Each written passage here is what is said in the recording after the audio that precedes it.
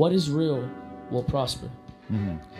What you feel in the night, what you feel in the morning, what you feel midday, that you don't think, other people have the same thoughts. You feel alone in this thought, but other people have the same thoughts, and it breeds. And when you display this thought, it breeds a certain amount of comfort within people. Right. And people start to feel like, all right, this person understands me. This person is fucking cool. I know how it feels to be alone.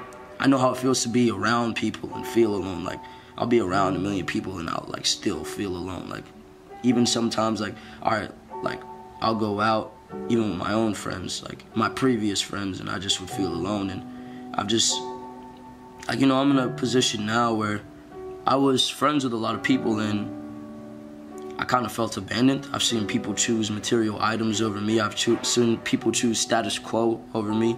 I've seen people like when you give them ultimatums, they just choose everything besides you. So I've just been placed in situations that are very heartbreaking as far as like people, period. So, and they disappoint me. It makes me feel horrible, and it takes my very soul out of me. It breaks my fucking heart. So I don't know, man. It's hard to explain. It's hard to explain.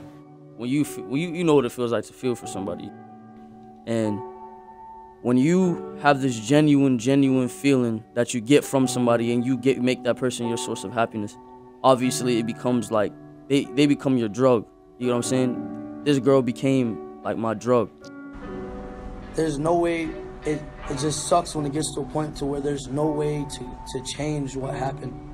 There's no way for me to bring this girl back. There's no way for me to remotely. It just sucks when it gets to the point to where you can't do anything. Whether people think they're alone, whether you're in a relationship, whether you're amongst 1,000 people, you are still alone, because your lies are not known by these other people. Your sins are not known by these other people. Until you confess your sins amongst another man or upon your God or even the devil or even what you believe in, nobody will completely know you. So no one will ever know if you're being honest. No one will ever know what you want them to know. No one will ever know what you want them to know, how you feel, you know? Right. So have you ever got, all right, it's like when a female goes and speaks to her nigga and she's like, oh, and he asks what's wrong and she's like, oh, nothing, you know? And then he's just like, all right, well, I tried, you feel me?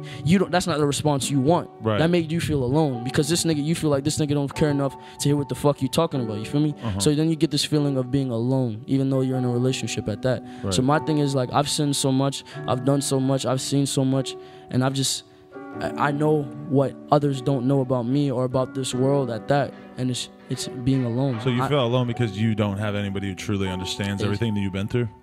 To some degree. Yeah. It's just, it's some things are unexplainable, you know? Some things I can't sit here and talk about because people would think I'm weird, or people would think like that I'm crazy, you feel me?